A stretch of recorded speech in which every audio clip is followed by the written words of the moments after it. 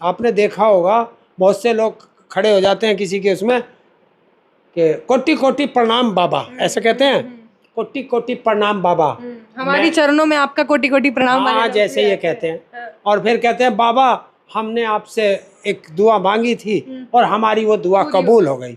वो कबूल किसी की नहीं हुई, वे हराम खोर उसके प्रायोजित आदमी हैं। महिलाओं के पैरों में चप्पल नहीं है, क्या करेंगे उसका? मैं वो तो करने का तो महिलाएं जानती हैं क्या करना है। महिलाएं तो जानती है ना क्या करना है। पैरों में चप्पल होनी चाहिए, हाथ में बेलन होना चाहिए।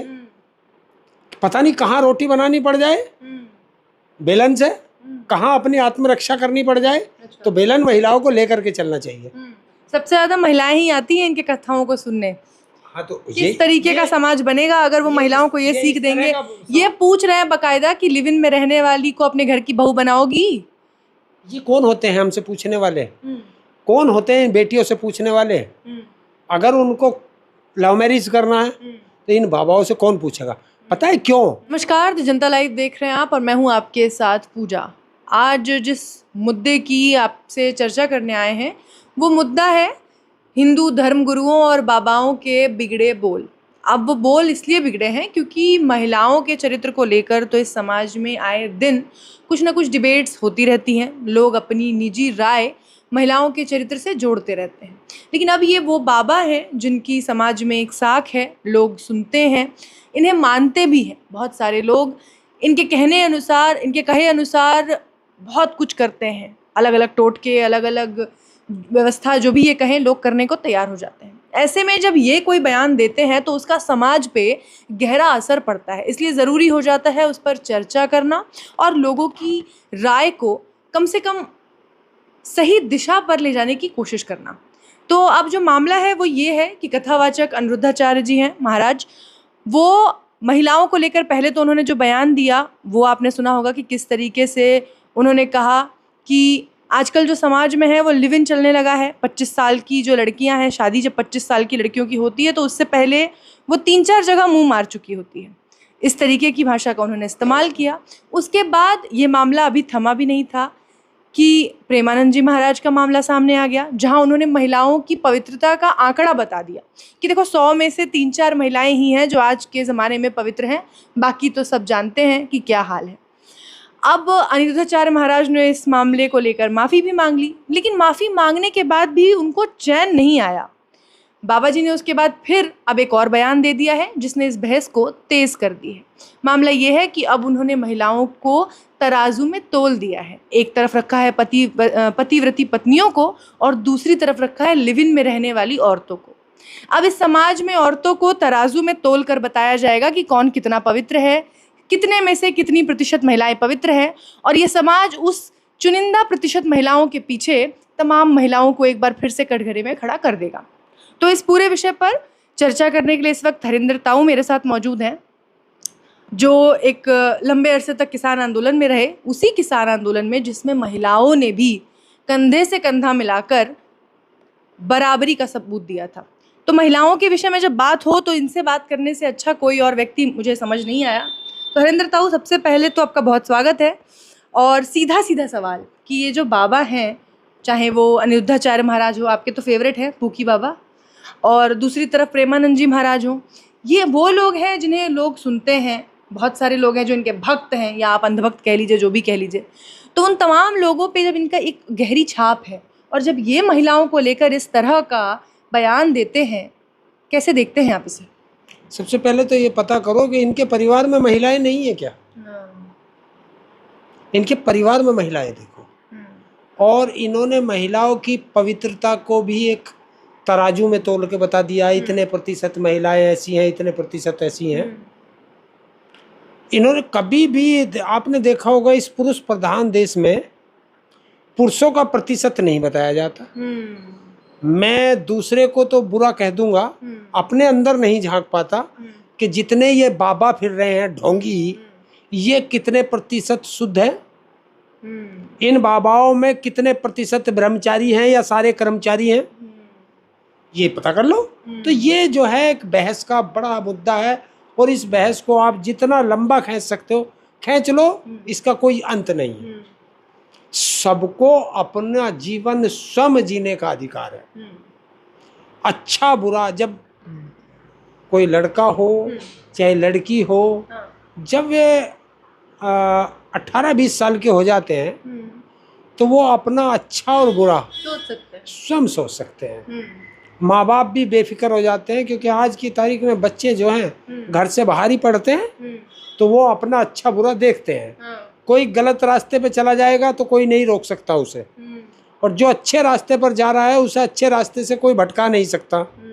आपने देखा होगा जितने बड़े बड़े रईस जादों की औलाद है वो सारे क्लबों में मिलेंगे। किस गरीब का बच्चा, किस किसान का, मजदूर का बच्चा क्लबों में मिलता है। तो जब इस देश में 70% किसान और मजदूर है और ये उसे 2 या 3% में ही नाप रहा, तो यही तो मानसिकता इन लोगों की सोच है।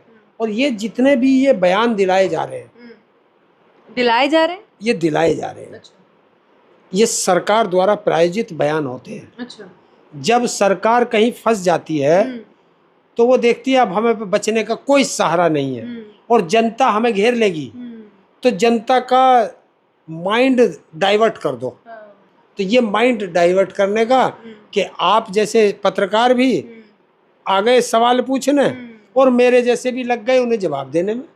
जो असल मुद्दे देश में चल रहे हैं, जहाँ लोगों की वोटें काटी जा रही हैं, जहाँ देश की इकोनॉमी को डेड बताया जा रहा है, तो इस तरह के जो मुद्दे हैं, जहाँ पाकिस्तान वाले मुद्दे पर सरकार जवाब नहीं दे पा रही, देश का प्रधानमंत्री ट्रंप का नाम नहीं ले पा रहा, चीन का नाम नहीं ले पा, तो इन सब मुद्दों से ध्यान भटकाओ।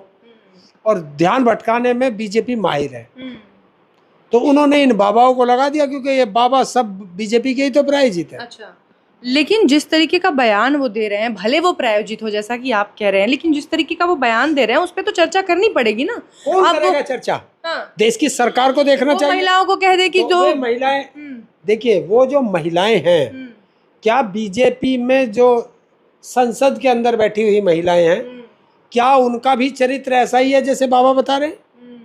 बताओ ना। तो जो संसद में बैठी हैं, विधानसभाओं में बैठी हैं, विपक्ष की तुम बात नहीं सुनते।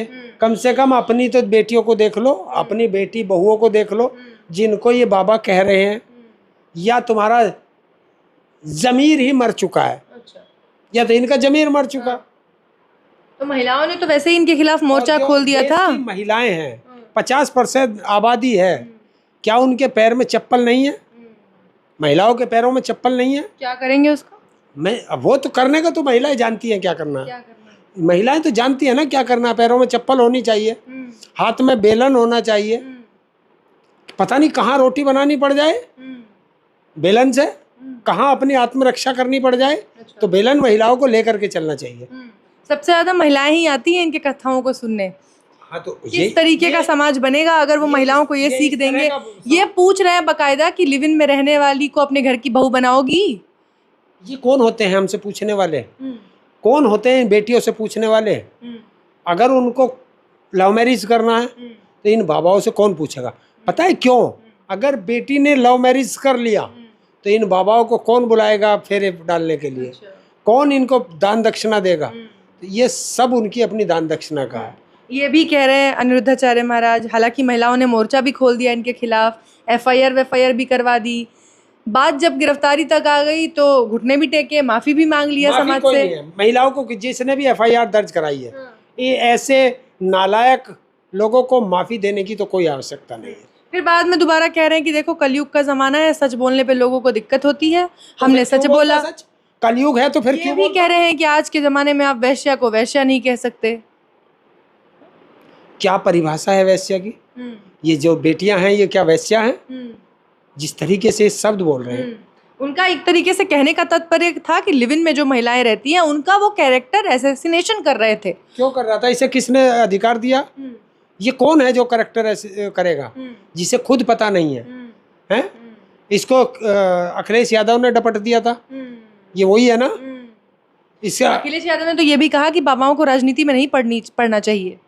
एक मनु महाराज आए थे पहले। इन्हें दोनों हाथों में लड्डू चाहिए ना। अच्छा। इनको राज भोग भी चाहिए और इनको जो है स्वामी भोग भी चाहिए। इन्हें दोनों भोग चाहिए। और इन्होंने कितनी कितनी दासियां बना रखी हैं अपने अपने उसमें आश्रम में। हैं। और अभी एक लखनऊ के असिस्टेंट प्रोफेसर हैं, उसका मैं नाम भूल गया, दलित समाज से ही है वो, हैं, रविकांत जी।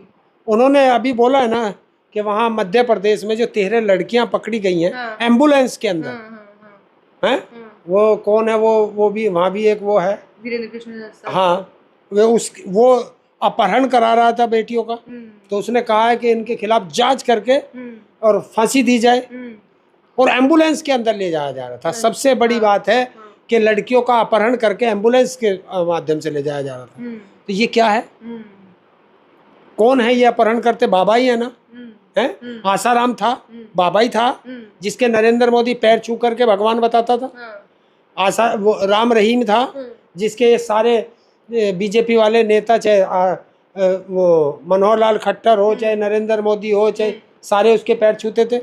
किस कारण से वो जेल गए? तो ये सब है, ये जितने बाबा हैं ये साधु नहीं स्वादु हैं। अच्छा। बस इतना कहना बहुत। प्रेमानंद जी महाराज हैं, उनको लोग कहते हैं कि वो थोड़े अलग कैटेगरी में रखे जाते हैं, कि वो बेहतर हैं, वो इस तरीके के बाबाओं से अलग हैं। लेकिन वो भी जब बयान देने की बात आती है तो वो भी कहते हैं कि भाई देखो 100 में से 4-5 महिलाएं ही हैं जो पवित्र हैं। देखिए ये लोग क्या हैं, ये अपने को सबसे बड़ा ज्ञानी मानते हैं और इनसे बड़ा मूर्ख कोई नहीं है। अच्छा। हाँ। और जो इनको पूजते हैं वो भी मूर्ख है। अज्ञान है, शिक्षा का अज्ञानता का कारण है, और वो ये और बढ़ाते जा रहे हैं, कहीं स्कूल बंद करेंगे, कहीं कुछ करेंगे।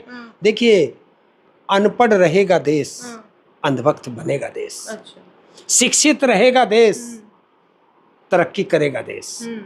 एक और बाबा हैं जो अब इस बयानबाजी वाले लाइन में लगातार दिन पे दिन एंट्री बढ़ती जा रही है, तो अब एक और बाबा हैं प्रदीप मिश्रा, वो भी कह रहे हैं, कथावाचक हैं वो भी, उन्होंने तो यहाँ तक कह दिया कि अमित शाह जो है वो शिवजी का अवतार है। तो फिर तुम काहे के हो? तुम कथावाचक काहे को बन गए जब ये राजनेता ही है? नरेंद्र मोदी नॉन बायोलॉजिकल हो गया, अमित शाह नॉन बायोलॉजिकल हो गया, हैं? तो फिर तुम क्या हो? तो फिर तुम पैर क्यों छुआ रहे हो जनता से? जाके अमित शाह मोदी के पैर छू लो तुम भी, जब वे तो भगवान के अवतार दूध चढ़ा ले, उन्हें वही भगवान के अवतार है, तो पूज लो उन्हें। और अब भगवान तो कुर्सी पे बैठे हैं, तो फिर इन भगवानों ने, हराम खोरों ने वो क्यों नहीं बचाया था पहलगांव वाला हमला? अगर ये भगवान के अवतार है, भगवान के अवतार तो भगवान ही होते हैं, तो पहलगांव हमले में ये कहाँ चले गए थे? पुलवामा हमले में कहाँ चले गए थे? उरी सेक्टर पे कहाँ चले गए थे? कहाँ चले गए थे? इनकी जुबान एक तरफ जितने बाबा हैं कहना नहीं चाहिए। जिस दिन जनता के अंदर ये आ जाएगा ना, जनता इन्हें ऐसा दौड़ा दौड़ा के मारेगी कि इन्हें कोई बचाने वाला नहीं मिलेगा। कब आएगा वो दिन? एक तरफ हम चांद पे जा रहे हैं, हम इतनी तरक्की कर रहे हैं, 5G 6G कहाँ पहुँच गई दुनिया, और दूसरी तरफ आज भी महिलाओं को हम उसी चरित्र और उसी पतिव्रता पत्नीव्रता उसी दृष्टिकोण से देखने के आदी हैं। जब हमारा देश आज़ाद हुआ था, हमसे 3 या 4 साल बाद चीन आज़ाद हुआ था। चीन आज कहाँ है और हम कहाँ हैं? क्योंकि चीन के अंदर अंधभक्ति नहीं है और भारत के अंदर शक्ति नहीं है। कैसे बात कर रहे हैं शक्ति नहीं? कहाँ है शक्ति? कहाँ है? विश्व गुरु बन रहा है देश और आप कह रहे हैं शक्ति? कौन कह रहा विश्व गुरु बन रहा? कौन कह रहा? शिव का अवतार, हमारे गृह मंत्री शिव के अवतार बता दिए गए। कौन? अभी मैंने कहा प्रदीप मिश्रा कह रहे हैं शिव के अवतार है। गधे को साबुन से नहलाने से कोई घोड़ा नहीं बनता, गधा गधा ही रहता है। तो तुम किसी को कुछ भी कह लो, कौन जिसका वो रखता है। चलिए, इस तरीके के बाबा अगर आपके सामने इस तरीके की बयानबाजी कर रहे हो तो आपकी क्या प्रतिक्रिया होगी? मैं तो सांटा हाथ में रखूंगा जब बात करूंगा। और क्या करेंगे संटे का? अब वो तो जो सांटे का यूज होता है वही करूंगा, और क्या करना मुझे। और महिलाएं जो उनकी कथा में जाती हैं और इस तरीके की बातें सुनती हैं, और जो उनके मन में जो कुछ आता है, फिर आएंगी, फिर बहुएं ढूंढेंगी कि 100 में से जो 4 पवित्र हैं वही बहू चाहिए, तो वो अपने अंदर झांक ले कि सास भी कभी बहू थी। अच्छा, बस सास भी कभी बहू थी। लेकिन वो तो जमाने की बात है ना, कि तब का जमाना और था, अब का जमाना और है। तो जमाने को जमाना देख लेगा, वो बहू भी फिर चुटिया उसकी हाथ में ले लेगी। अच्छा, हाँ। अगर तुम देखो किसी की बेटी को, अगर आज हमारे घर में कोई बहू आई है तो हमारी बेटी भी किसी के घर में बहू बन करके गई है। तो अगर हम दूसरे की बेटी को बहू ना मान के अपनी बेटी मानेंगे, तो मेरा अपना अंदर से दिल कहता है कि हमारी बेटी जिस घर में जाएगी वहाँ वो भी बहू नहीं बेटी ही बन के रहेगी, ऐसा सोचना हर परिवार सोच ले तो ना तो किसी की बेटी दुखी होगी, ना कोई परिवार टूटेगा। और जिनके भी जो भी इन बाबाओं के उसमें जा रहे हैं वो आज अपने घर में बैठ के सोच लें कि इन बाबाओं के पास जा कर के आज तक कोई धनवान बना हो, कोई IAS PCS बना हो, कोई डॉक्टर बना हो, इंजीनियर बना हो, तो आप चले जाना, क्योंकि तुम्हारा तो घर बर्बाद हो चुका है और बाबा जो है आबाद हो चुका है, तुम्हारे ही पैसे से आबाद होता है। क्या संदेश देना चाहेंगे हरिंदर ताऊ समाज को जो लगातार इन बाबाओं के पास जा रहे हैं? इन बाबाओं के चक्कर में जो पड़ेगा वो बर्बाद होगा, उसका परिवार बर्बाद होगा। और जो इन बाबाओं से बच जाएगा, जितना पैसा इन बाबाओं के पीछे खर्च कर रहे हो, अपने बच्चों के हाथ में कलम दो और उन्हें शिक्षित करो। शिक्षित करोगे तो तुम्हारा परिवार एक दिन आगे बढ़ जाएगा, वरना तुम भी अनपढ़ थे और तुम्हारे बच्चे भी अनपढ़ रह जाएंगे। ना तुम तरक्की कर पाओगे, ना ये देश तरक्की कर पाएगा। और अगर तुम स्वयं शिक्षित नहीं हो पाए, अपने बच्चों को तुमने शिक्षित कर दिया, तो तुम्हारे बच्चे भी तरक्की करेंगे और ये देश भी तरक्की करेगा। एक बात आखिर में और याद आई, वो आपसे एक बार जिक्र कर लूं कि ये वही बाबा हैं जिन्होंने अखिलेश यादव से जब इनका आमना सामना हुआ था और उन्होंने कहा था कि आज से आपके रास्ते अलग, हमारे रास्ते अलग, उस पर भी मुसलमानों को लेके इन्होंने कमेंट कर दिया था। देखिए अब ये क्या है, उन्होंने रास्ते अलग क्यों बताए थे? वो मनुस्मृति को मान रहे थे, वो संविधान को मान रहे थे। तो ये जो बयान वो दे रहे हैं महिलाओं को लेकर, ये मनुस्मृति से आता है? बिल्कुल आते हैं। मनुस्मृति तो कहती है कि महिलाओं को जूती के नीचे रखो, ये मनुस्मृति तो कहती है, और हमारा संविधान कहता है बराबर में रखो। क्योंकि संविधान में देखिए, ये लोग संविधान को नहीं मानते हैं। अगर ये संविधान को मानते तो आज ये स्कूल बंद होते, ये बाबा अपनी दुकान चलाते। क्योंकि संविधान कहता है कि शिक्षा वो शेरनी का दूध है, जो पिएगा वही दहाड़ेगा। और ये शिक्षा से दूर रखते हैं, क्योंकि अगर तुम शिक्षित हो जाओगे, मैं तो नहीं जाता इन बाबाओं के किसी भी उसमें, मैं तो नहीं जाता। तो मैं क्यों नहीं जाता? क्योंकि मैं शिक्षित हूँ, मैं इनके बात समझता हूँ। अगर मैं अनपढ़ होता तो मैं भी चला जाता। अनपढ़ लोग इनके पास चले जाते हैं, और जो शिक्षित जाता है वो जाता नहीं, वो अंधभक्त है, वो प्रायोजित है। आपने देखा होगा बहुत से लोग खड़े हो जाते हैं किसी के उसमें कि कोटि कोटि प्रणाम बाबा, ऐसे कहते हैं, कोटि कोटि प्रणाम बाबा, हमारी चरणों में आपका कोटि कोटि प्रणाम। हाँ, जैसे ये कहते हैं। और फिर कहते हैं बाबा हमने आपसे एक दुआ मांगी थी और हमारी वो दुआ कबूल हो गई। वो कबूल किसी की नहीं हुई, वे हराम खोर उसके प्रायोजित आदमी हैं, जो आप जैसों को वहाँ भड़का देंगे, बहका देंगे कि जब इसकी हो गई तो हमारी भी हो जाएगी। बस इसी लालसा में रहते हैं। ये जो सभा करते हैं वो, उसमें 50-100 आदमी अलग अलग इनके बैठते हैं, और वो ये जितने भी बोलेंगे वे ही बोलेंगे। लग रहा है किसी में गए हैं आप? ना, मैं देख लेता हूँ कभी कभी टीवी पे। एक मैं तो पूरे किस्से सुना सकता हूँ। यही गाजियाबाद में आसाराम बापू की बहुत पहले एक सभा थी। बम्बई से एक माँ बेटी आए थे आसाराम के चरणों में, और यहाँ से बेटी भाग गई। बेटी भाग गई, फिर पुलिस में FIR दर्ज कराते फिर रहे। तो जब इस बाबा को के दरबार से बेटी भाग गई, इस बाबा पे वो बेटी नहीं बचाई गई, जिसे लोग भगवान कहते हैं, तो वो क्या किसी की मदद करेगा? आज तक इन बाबाओं ने, जब पाकिस्तान से युद्ध हुआ, चाइना से युद्ध हुआ, जब ये कहाँ मर गए थे? अभी कृष्ण शास्त्री तो कहते हैं मैं भविष्य बता सकता हूँ, तो बता देते। और उनके खुद के धाम में छप्पर गिर जाती है, लोगों की मृत्यु हो जाती है, घायल हो जाते हैं। इसके भाई को पुलिस ले गई पकड़ के फौजदारी में, तो उसका भविष्य नहीं देख पाया। तो जनता का क्या देखा? लेकिन अंधभक्ति की कमी नहीं है, फिर भी लोग लगे, फिर भी अंधभक्त हैं, और उन अंधभक्तों का कोई भला नहीं कर सकता। और ये क्या कारण है जो एक के बाद एक ये जो बयान है लगातार सामने आ रहे हैं? पहले शुरुआत हुई पूकी बाबा से, जिनको आप कहते हैं, अनिरुद्धाचार्य से, उसके बाद प्रेमानंद जी महाराज बीच में आ गए, अभी और आएंगे। अच्छा, क्या कारण है? जब तक सरकार फंसी रहेगी, अच्छा, ये आते रहेंगे। अब कोई और महाराज आ जाएगा। सरकार फंसी रहेगी मतलब? हर पीली चीज सोना नहीं होती। अच्छा। हर पीले पहनने वाला साधु नहीं होता, और हर टकला चाणक्य नहीं होता।